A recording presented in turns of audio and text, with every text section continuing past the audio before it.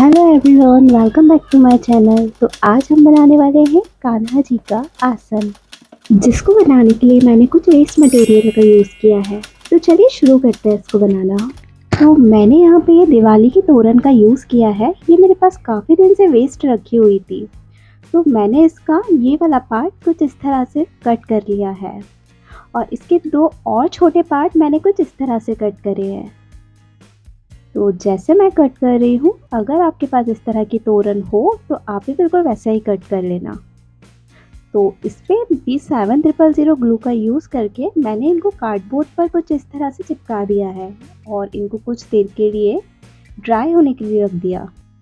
इसके बाद मैंने थर्माकोल का इस तरह का एक पीस कट करके लिया है और इसके ऊपर इस फॉर्म शीट को कुछ इस तरह से ग्लू की हेल्प से स्टिक कर दिया है। ये फॉर्म शीट कपड़ों के साथ ईजिली अवेलेबल हो जाती है। जब हम कोई न्यू कपड़े लेते हैं तो ये अक्सर उसी के साथ आती है ये फॉर्म शीट, तो मैंने यहाँ इसका यूज़ किया है।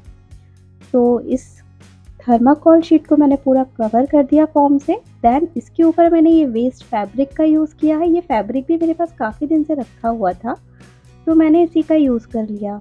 इसके बाद मैंने तो छोटे छोटे से कुछ इस तरह के थर्माकोल के ही पीस कट किए हैं और उनको भी इसी फैब्रिक से मैंने कवर कर दिया है। इनको चिपकाने के लिए मैं हॉट ग्लू का ही यूज़ कर रही हूँ। तो इस तरह से मैंने ये दो पीस कट करके इनको फैब्रिक से पूरा कवर कर लिया और इस थर्माकोल के नीचे मैंने कुछ इस तरह से इसमें लगा दिया है। तो फाइनली हमने हमारे सिंहासन का बेस बनाकर रेडी कर लिया है।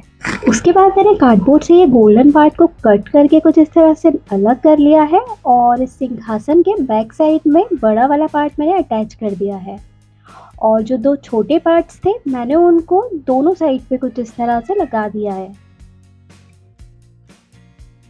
तो फाइनली ये कुछ ऐसे लग रहे हैं। तो इसके बाद हम कुछ लेस से इसमें डिटेलिंग करेंगे। तो आपको जैसा भी डिज़ाइन समझ में आए डेकोरेट करने के लिए आप वैसा कर सकते हैं। मैं इसको कुछ इस तरह से डेकोरेट कर रही हूँ।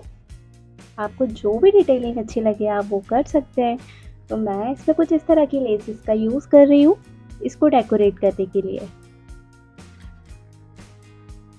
इस पे कुछ मिरर से भी मैं डिटेलिंग करूँगी। तो आसन तो हमने ऑलमोस्ट रेडी कर लिया है। तो अब हम इसके लिए दो तकिए बनाएंगे।